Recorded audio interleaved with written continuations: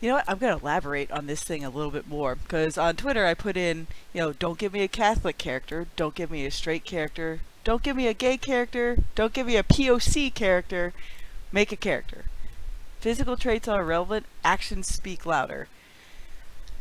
And it is true. You can give me a character that where his religion is, infers his actions, his morality, and how he interprets the world, but don't make it like a one-trick pony. A good example of that, I'll link it below, but, Hellspawn, St. Tommy, is like, and what's really aggravating is that even Anita Blake started off like that, where she was a fairly Catholic kind of religious character, but she didn't beat people over the head with it, but it inferred the way she interacted with her world initially. She wanted to form a relationship with someone where she could have a monogamous marriage with somebody. Like there's a reason why I say the early Anita would probably try to kill later Anita, because it's a complete flip on the character, and that's also the reason why a lot of people abandoned that series. That there's one thing for like character growth or have a character change through time, but there's another thing where it's like you completely undermined whatever kind of morals or values that the character had. Me, I personally don't have to see a character that fits me exactly. It's like, no, I really just want to see a good, genuine sense of morality out of the heroes, so it's a clear contrast with the villains. Because again, like I've said, with most stuff nowadays, they try to make the villain into some sad sack, sympathetic piece of shit, so that the writer can feel better about themselves. It's like, no, Honey Badger ain't gonna do that. Nope, nope, nope, nope, nope. And even another user popped in, Speedo King. He's basically saying he agrees to a point. He's writing a story and posting it chapter by chapter on GA.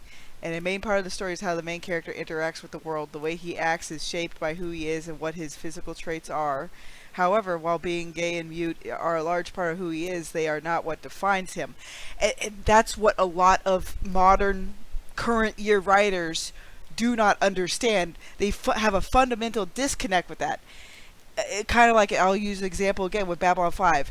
Was Ivanova being bisexual her defining trait? No. Hell no. Ivanova was Ivanova because Babylon 5 managed to make fully realized characters. And he continues on to say what defines him or how he deals with the world despite being mute, how he rises above his disability to live his life. So in that way, I do agree. This is the problem that much of the characters created recently have, is that they're designed with the concept of telling others how wrong they are, instead of showing the character developing. It's the difference in tone. One is telling a story, the other is preaching. And yes, every side of the aisle can get into super preachy mode. It's the reason why Adam Lane Smith often says that he's trying to create like Christian fiction with some teeth, that has a kick, that has a story. And I'll link his books below too as well. I might as well keep spreading the love of indies while I'm talking about other topics, or trying to basically set up my own lovely little bits of reader adventure topics here. So yeah, you can have your character influenced by certain things, but don't keep it like as a one-trick pony like most of what current year writers do. Like, this is my one-trick pony for telling you about gay rights. This is my one-trick pony about telling you about climate change. This is my one-trick pony about telling you how awesome it is to be bisexual. This is my one-trick pony about, oh, guns are bad, okay? And this is my one-trick pony about, oh, hey, all those evil conservatives. Oh, this is my one-trick pony about all gingers are evil. Oh, and this is my one-trick pony about, oh, let's say, how about, oh, other people on my side aren't pure enough, so we're gonna have to go after them. They got corrupted. They're deplorables now too. It's like, again, you're not really gonna connect with a story that does that shit. Even if, say, you agree with certain things politically, even sometimes I'll find that even in some libertarian or more right-leaning fiction, yeah, they can get just as heavy-handed too, where I'm just like, bro, I get it, but just damn, just give me a story with some good characters. And I don't even know, I don't even care at this point, if I have to look up certain things to be like, okay, like in John Connor of Mars, I did have to look up why some phrases were set up the way they were. I'm like, oh, okay. But unlike Tale of Two Cities, I was more motivated because it was content I enjoyed. Now, the reason why I mentioned, don't just give me a Catholic character, even, Commander Sinclair in Babylon 5 was a good example of this.